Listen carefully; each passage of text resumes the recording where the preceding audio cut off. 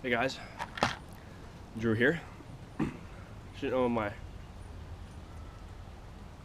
porch enjoying. It's just my little corn cob I've got. Picked it up for a couple bucks. And I'm in it. I'm smoking. Get the 10 cap at least. I'm smoking some Peterson Old Dublin, which is an English blend, and currently it's my favorite tobacco. So today I decided that I'm going to talk to you guys about my foray into pipe smoking, my beginnings, and everything. So like a lot of people, I started out getting interested in pipe smoking because of Lord of the Rings. You see Gandalf with this big George Warden and looking like a badass, riddles in the dark, that. So, naturally I went to the Amazon. I went to Amazon.com. I made a mistake in doing that. I didn't do any research before I bought my first pipe. I did all my research after buying my first pipe, which is not the thing you want to do. But I ended up buying, this $20 Fess Church Warden. I think it's cherry wood and it's got a metal stem. But that was my first pipe. The first time I ever smoked a pipe, actually, was my buddy came over because his friend, who smokes cigars, his friend who smokes cigars bought him a pipe by McQueen. I don't know if you guys have seen this, but if you're Lord of the Rings, you probably have. McQueen has a series of pipes. They're Lord of the Rings pipes. They have the wizard pipe, which is the one that my buddy had, and he came over and he brought his Irish cream, which was a Irish cream blend from a local tobacconist up in North Carolina near Charlotte. I was interested in smoking pipes, so I invited him over. We had a nice pipe, and it was glorious. I loved it. So naturally, about a month or so later, I ordered. While I was on vacation, I ordered that Fess Church Warden, and I went to the Googleverse, and I decided, like any good Lord of the Rings fan pipe smoker, that I would see if there's an Old Toby pipe, because it's the finest weed in the South Farthing. So I went to the Googles and I typed in Old Toby pipe tobacco. Sure enough, a website called Just For Him had it. So I purchased that as well. Then I'm one of those people, I'm into a lot of tech stuff, a lot of electronics and whatnot. Spend most of my time on the computer, so I tend to research everything before I buy it, or research a lot in general about a product that I'm receiving, whether if I have bought it or if I'm thinking about buying it. So I went on YouTube and I decided how to smoke a pipe video. So I looked up how to smoke a pipe. First video that popped up was Kelp and his Smoke Rings and Pipe Dreams videos and his How to Smoke a Pipe series. So I started watching that, and that proved to be very helpful, of course.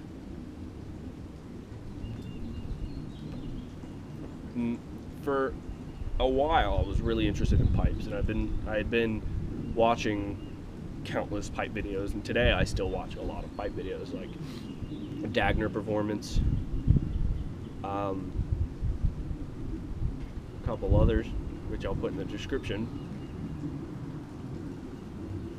So the day finally came. I got home from vacation, my pipe was in the mail.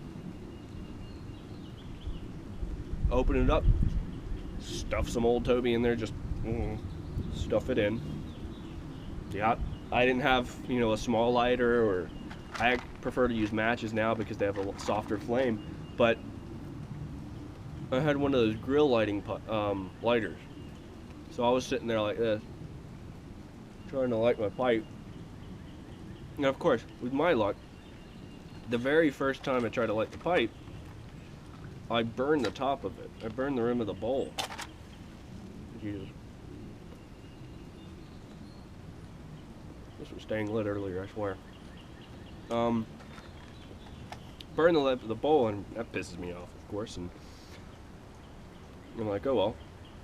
So I start puffing away, and of course, you know, within 10-15 minutes, well, within 2 or 3 minutes really, this bowl starts to get really hot, burning my hand, and I notice I'm getting a lot of tongue burn. I'm getting a lot of tongue bite, mouth burn. It hurts my inner facial muscles. So I was like, what the hell, you know? The Irish cream didn't do that before. And my friend Fred had been smoking, you know, the friend with the Gandalf pipe, had been smoking for, you know, a couple weeks, so he'd learned to pack it right, light it right, smoke it right, just with his own intuition. So I, you know, of course got frustrated, but I kept at it. I kept smoking. I was like, I'm going to enjoy this. And so that was my first tobacco that I bought. That was an aromatic tobacco. The next one I bought, I went ahead, I went back to justforhim.com, decided I'm going to buy an Irish cream. They had one. Like, I wonder if it's going to be the same. I wonder if it's going to be as good as what my buddy had. So I ordered that, as well as the Middle Earth sampler pack. Now, Irish cream, I smoked it, had it in my pipe, and it was pretty good. I liked it. I liked it a good bit. It wasn't, you know, it wasn't the same. But and then I had the Middle Earth sampler pack. I went out and I decided I'm gonna buy a Briar pipe. Not a Peterson. I didn't do the right thing. I didn't save up a little bit of money, go on eBay and find a Peterson for $50.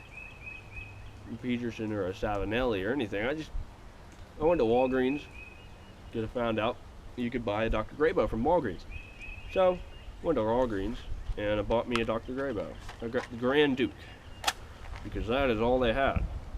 I didn't decide to wait to see if they might have a better one. Now, Grand Duke, if you have one, you'll know. It's quite a small bowl. It's like this big, and it's got a really long, straight stem. And so it looks really awkward, and it feels really awkward, and I don't much care for it. But I bought it anyway, because it made a Briar, so I went and I got that. So, you know, waiting for the mail. Within a couple days, my new pipe tobacco comes. So I start trying all the tobaccos. And I hadn't yet seen a video that was saying, you know, let your pipe rest at least 24 hours between smokes. I had my little Duke, my Grand Duke. I stuffed some long bottom leaf in it. The long bottom leaf was pretty good. Smoking that bowl. Later on, you know, the other ones aren't miraculous. I just remember long bottom leaf was the first one I smoked, and it actually has a name. It's named in Lord of the Rings. So I had the Shortcut to Mushrooms. Oh man, Shortcut to Mushrooms. Great blend. It was amazing, and it's an aromatic too. But I later found out that it contains a lot of Kia, and then after, you know, some further research, I found out that a lot of Kia is included in a lot of English blends. So I decided, maybe I should try an English blend. So I went, a new smoke shop opened up in my hometown. Now, in the area that I live, within like 25 miles, 30 miles, there's no tobacconists, there's no pipe shops, there's no tobacco shops. There are head shops. And that is it, because there's a lot of marijuana in my parts. The devil's lettuce, and I don't partake in the devil's lettuce. Just my favorite term for that, if you can't tell. And a new one opened up near my house, so I decided I'd check it out, see if they had any pipe stuff. And I went in, they had a couple of tins of pipe tobacco, and I picked me up some old Dublin. And while I was there, I bought this little, it was $2, so I bought it. I had learned about ghosting and whatnot, so I decided, I'll buy a pipe for English blends. So I bought a little corn cob, this one actually, and it was the first corn cob that I had that I smoked a lot, and I just fell in love with the old Dublin. It's really great. I love it. It's my one more expensive pipe tobacco that I tried, so I really liked it, and so I started smoking it. I got it in my pipe today, and that's where I am right now. This has taken place over a year. I haven't been smoking recently. The past couple of days I've been smoking more than I had several months prior to it because of the cold, and I just couldn't get out and smoke it. But now I got some nice spring weather, so I decided, hey, we'll make some videos. Well, that's my foray into pipe smoking. I hope you guys enjoyed the video. Like, subscribe, comment. I'm going to go ahead and leave all the helpful videos, or the helpful YouTubers that have helped me in my pipe smoking down in the doobly-doo below. And I hope you guys have a great day. See you around.